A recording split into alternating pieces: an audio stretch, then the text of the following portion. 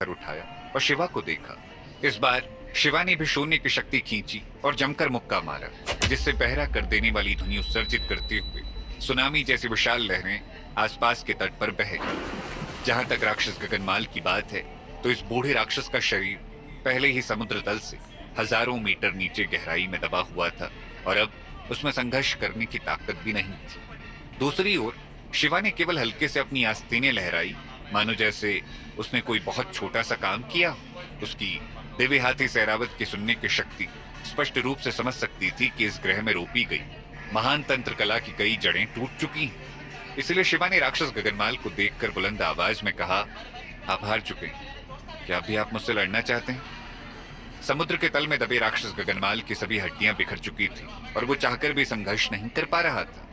हालांकि वो समुद्र के पानी में नहीं डूबेगा, फिर भी वो इस समय बहुत दयनीय स्थिति में था।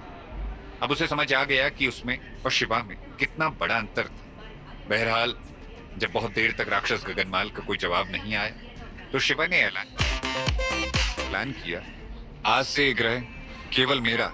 इतना बोलने के बाद शिवा ने हल्के से हवा में कदम बढ़ाया और वो ग्रह की दरार की ओर बढ़ गया। इस सारे हंगामे को देखकर एक बात तो साबित हो गई कि शिवा को राक्षस गगनमाल जैसी प्रमुख शक्ति से निपटने के लिए अपनी साधना आधार के 30% हिस्से की भी आवश्यकता नहीं थी। यदि जीवन और मृत्यु की लड़ाई होती तो शिवा राक्षस गगनमाल को एक ही बार से मार सकता था और उसके शरीर को चकनाचूर कर सकता था। दरअसल शिवा द्वारा राक्षस गगनमाल की चुनौती पर सहमति जताने का कारण वास्तव में कोई ग्रह नहीं था। ये ग्रह तो वैसे भी राक्षस जाति के तारा क्षेत्र में था।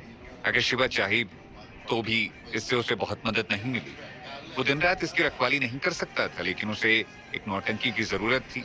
एक ऐसी नौटंकी जो अचानक से राक्षस जाति के पूरे तारा क्षेत्र में फैल सके। साफ शब्दों में कहें तो शिवा ने यह सब इसीलिए किया क्योंकि शिवा को उन सभी राक्षस राजाओं के सामने एक उदाहरण रखना था जो हर दिन उसे चुनौती देने आते थे। खैर, इस सब के बीच जहां तक हवा में मौजूद अभ्यासकर्ताओं की बात थी, तो उनकी आंखें पहले से ही हैरानी से खुली हुई थी, मानो जैसे उन्हें